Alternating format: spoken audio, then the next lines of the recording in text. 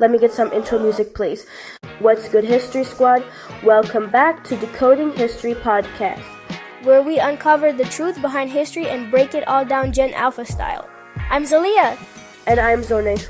And today we're talking about something that will blow your mind. You ever hear some black people say their ancestors weren't brought here on slave ships? Well, what if they're right?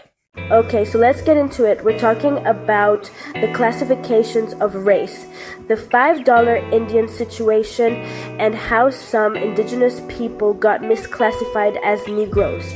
Yeah, like back in the day, there were people living here way before any ships came, and some of them got their identities erased. They were just called Negroes because they had copper-colored complexions, and some described as having woolly hair, but they were still indigenous to the land.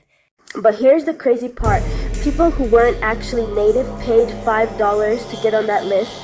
That's where the term $5 Indian comes from. And guess who got left out? The real indigenous people who were darker skinned. And it makes sense when you think about it. At one point, the world looked totally different. Ever heard of Pangea? Oh yeah. Pangea was when all the continents were connected like a giant puzzle. So if you wanted to, you could just walk from Ghana all the way to Florida? Exactly. Over thousands of years, people traveled and settled in different places. That's why some indigenous people had deep connections to this land way before any ships arrived.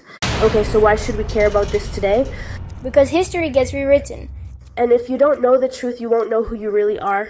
That's right. A lot of families have stories passed down about being indigenous, but history books might say something totally different. It's important to ask questions and look deeper. Woohoo! That was a lot to unpack, but we did it.